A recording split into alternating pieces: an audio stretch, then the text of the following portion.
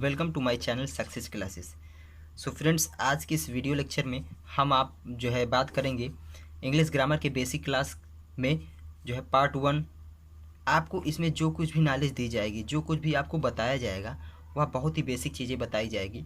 यदि आप इंग्लिश बोलते हैं, पढ़ते हैं या फिर लिखते हैं, तो इन सारी चीज़ें आज की इस क्लास में जो चीज़ आपको मैं बताने जाता हूँ वो चीज़ के बारे में आपको नॉलेज होना चाहिए। यदि आपको नहीं नॉलेज, तो आप इस वीडियो को बिना स्किप किए हमारे साथ अंत तक बने रहिए। हम आपको इस वीडियो लेक्चर में हर एक चीज़ को अच्छे से समझाने की कोशिश करेंगे। सो फ्रेंड्स, आपको बताना चाहूँगा कि हमारे इस इंग्लिश में टोटल 26 लेटर्स होते हैं। अल्फ़ाबेट जो होते हैं वो टोटल 26 होते हैं, जिसमें से आपका 5 वावेल्स होता है और 21 जो होते हैं वो कॉन्सोनेंट। यानी वावेल क्या कौन कौन से? ए ई आई ओ यू। अब थोड़ा सा ये डिस्कशन कर लेते हैं। अब यहाँ पर देखेंगे ये जो वावेल है, वावेल यानी स्वर, जिसे हिंदी में स्वर बोलते हैं। आपके पढ़े होंगे हिंदी में भी स्वर, उसमें भी सेम वैसे ही होता है कि 52 लेटर्स होते हैं आपके उसमें। जो यहाँ पे हम इसे अल्फ़ाबेट जैसे कहते हैं, तो वहाँ पे क्या आप उसे बोलते हैं? वर्णमाला बोलते हैं। फिलहाल हम इस पर डिस्कशन करते हैं। अब वावेल जो हमारे होते हैं वो 5 होते हैं। कौन कौन से? ए ई आई ओ यू, ये चीज़ें। अब आपको बताना चाहूँगा कि ये जो ए टू जेड ये जो होते हैं 26 लेटर में से ए ई आई ओ यू को ही क्यों वावेल माना गया है? तो यहाँ पर मैं बताना चाहूँगा दोस्त कि अगर वावेल की डिफिनीशन की बात की जाए कि the letters which do not need the help of other letters in pronouncing are called जो है वावेल्स। यानी कहने का मतलब यह हुआ कि जिन अक्षरों को बोलने में किसी दूसरे अक्षरों की आवश्यकता ना पड़े, उन्हें हम स्वर कहते हैं। तो जैसे मैं आपको बताना चाहूँगा, अगर हम ए को बोलते हैं तो ए को बोलने में क्या निकल रहा है? ए ही निकल रहा है। ई ही निकल रहा है। आई को बोलने में क्या निकल रहा है? आई, चलो ई निकल रहा है, लेकिन ई भी क्या है? वावेल ही है। ओ यू, तो यहाँ पर देख रहे हैं हम कि अगर हम वावेल को जब बोलते हैं तो वावेल को बोलने में वावेल ही निकल रहा है। इस रीजन से हम क्या बोलते हैं? वावेल बोलते हैं। अब यहीं पर अगर कॉन्सोनेंट की ले लिया जाए, कॉन्सोनेंट यानी व्यंजन को ले लिया जाए, तो व्यंजन क्या होगा? The letters which need the help of other letters in pronouncing are called जो है कॉन्सोनेंट।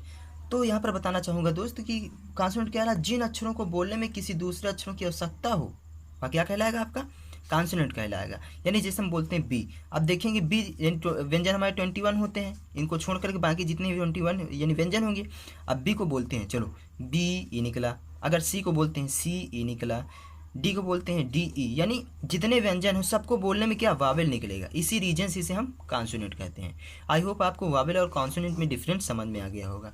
अब इन्हीं वावेल्स और कॉन्सोनेंट से मिला करके आपके कोई भी वर्ड्स को लिखा जाता है। क्या लिखा जाता है? वर्ड्स। यानी लेटर्स को मिला करके हमेशा क्या बनता है? वर्ड्स बनता है।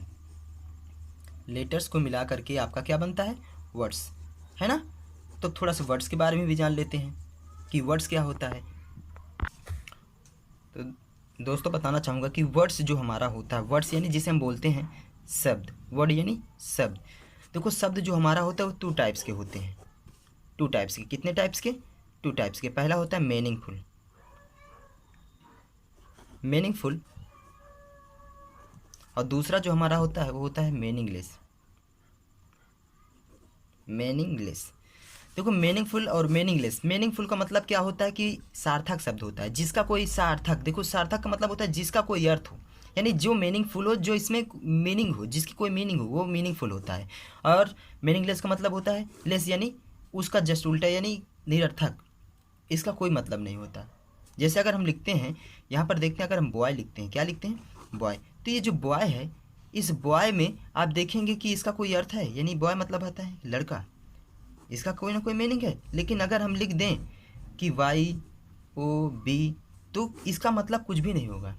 तो ध्यान देना कि हमेशा हम बोलने यानी इंग्लिश को अगर बोलते हैं, लिखते हैं, पढ़ते हैं, तो हमेशा हम इस मीनिंगफुल वर्ड्स को यूज करते हैं, ना कि मीनिंगलेस का यूज ही नहीं करते। मीनिंगलेस का कहीं भी यूज नहीं होता। तो यहाँ पर हम हमेशा मीनिंगफुल वर्ड्स को यूज करते हैं। ठीक है।